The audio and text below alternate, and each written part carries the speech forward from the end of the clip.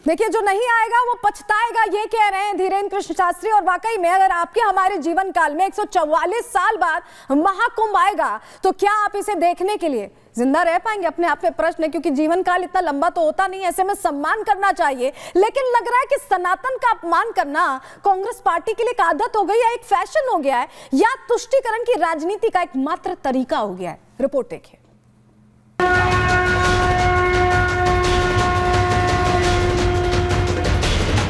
अरे भाई, गंगा में डुबकी लेने से गरीबी दूर होती क्या? आपको खाना मिलता पेट को। महाकुंभ पर खड़गे का सवाल, स्नान पर क्यों सियासी बवाल? सनातनियों ने बनाया कीर्तिमान, कांग्रेस आस्था के सैलाब से परेशान।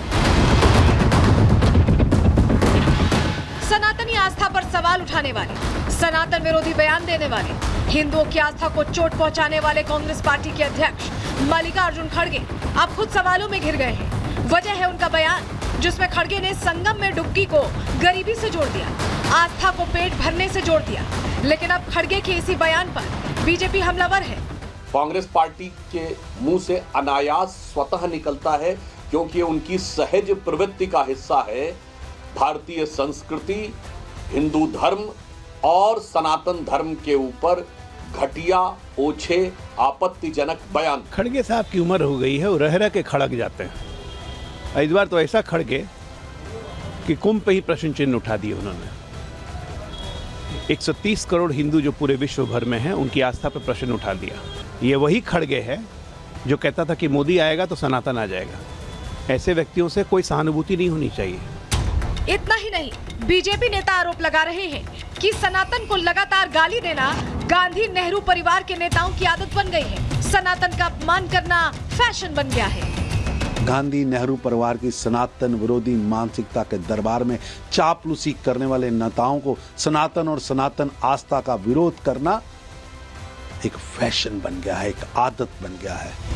वहीं केंद्रीय मंत्री रामदास अठावले ने खड़गे के बयान को हिंदू धर्म का बड़ा अपमान बताया।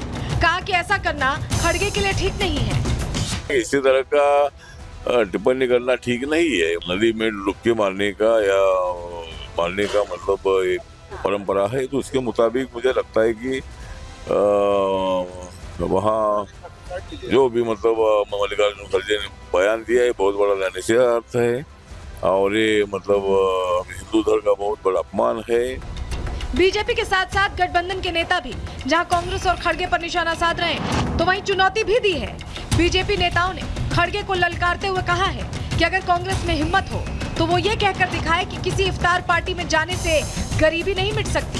अब सवाल है कि क्या खड़गे ने ये बयान देकर सेल्फ गोल कर लिया है? Bureau report, Republic Bharat. अब चलिए जरा आपको तस्वीर दिखा देते हैं। 5 तस्वीरें हम आपके सामने रख रहे हैं जो बताएंगे कि सनातन को लेकर किसी में फर्क नहीं होता। राजनेता पहुंच रहे हैं, आम श्रद्धालु पहुंच रहे हैं, बड़े बड़े उद्योगपति पहुंच रहे हैं, अभिनेता भी पहुंच रहे हैं और सिंगर्स भी पहुंच रहे हैं। ये आप समझिए कि जो सारे लोग हैं अलग अलग विधाओं से हैं, अलग अलग जगहों से हैं, लेकिन इन सब में एक चीज कॉमन आपको दिख रही है, वो है आस्था। आस्था की वजह से ही ये तमाम लोग पहुंच रहे हैं स्नान करने। और क्योंकि ये पूछा है खड़गे साहब ने कि क्या गरीबी मिटेगी, तो जी मिटेगी। हम बता रहे हैं कैसे मिटेगी, सुनिए। महाकुंभ से अर्थव्यवस्था को रफ्तार मिल रही है। कैसे मिल रही है? 2 लाख करोड़ का व्यापार होने की उम्मीद जाहिर की गई। जिस तरह के आंकड़े हैं, आप सोचिए आसपास के शहरों में व्यापारों को प्रोत्साहन मिला। भाई जो पहुंच रहा है वो अलग अलग शहरों में भी तो दर्शन के लिए पहुंच रहा है।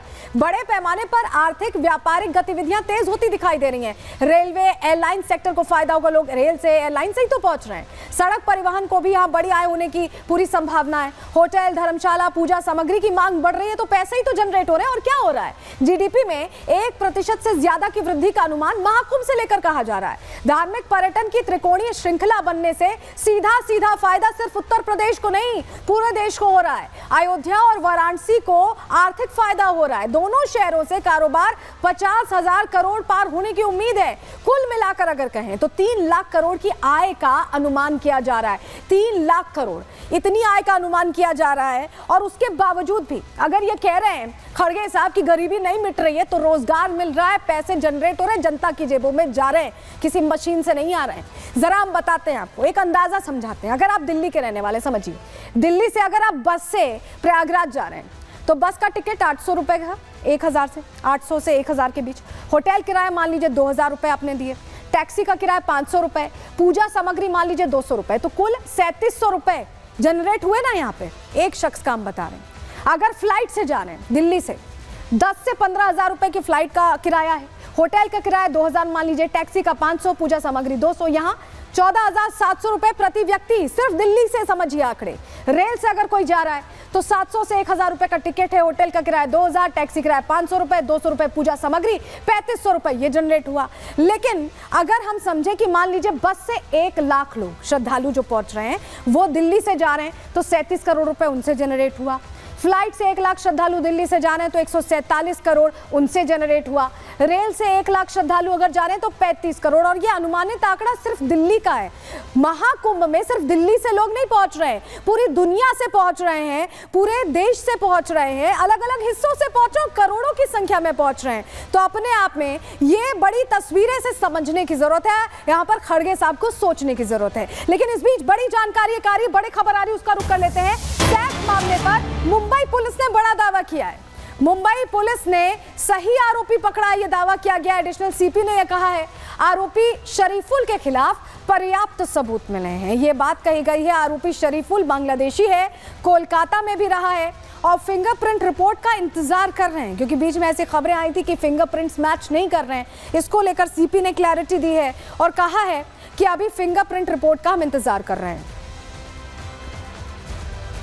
आपके पास कोई रिपोर्ट, क्या आधिकारिक कोई जानकारी साझा करता है या क्या स्थिति है? देखिए, इसके बारे में कुछ मीडिया रिपोर्ट से संभ्रम हो रहा था। मैं आधिकारिक रूप से आपको बता रहा हूं कि फिंगरप्रिंट्स की कोई भी रिपोर्ट, जो भी घटनास्थल से फिंगरप्रिंट उठाए गए थे, कोई भी आधिकारिक रिपोर्ट आज एज ऑन डेट हम लोगों को नहीं मिली है। सर, पिछली सुनवाई में कोर्ट के रिमांड के दौरान फेस रिकॉग्निशन की बात कही गई थी कोर्ट के रिमांड में, क्या फेस रिकॉग्निशन किया गया है, करेंगे, क्या स्थिति है फेस रिकॉग्निशन को लेकर? देखिए, वो एक ऑप्शन है जो कि हम एक्सप्लोर करेंगे।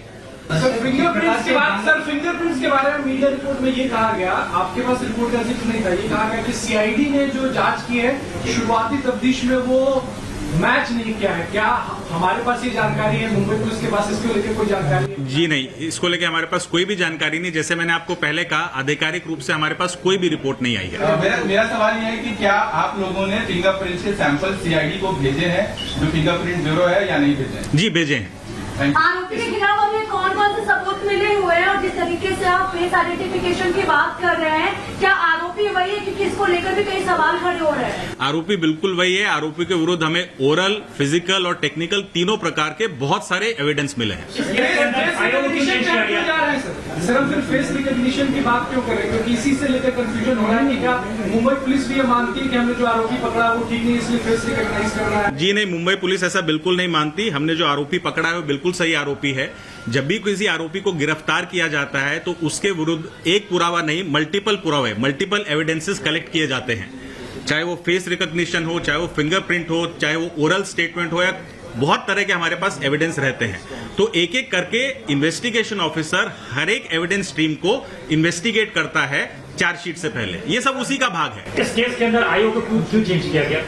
इन्वेस्टिगेशन ऑफिसर को क्यों चेंज किया गया? देखिए, वो एडमिनिस्ट्रेटिव रीजंस थे, बिकॉज जो पहले आईओ थे वो उस रात को नाइट पीआई थे, वो फर्स्ट रिस्पॉन्डर थे।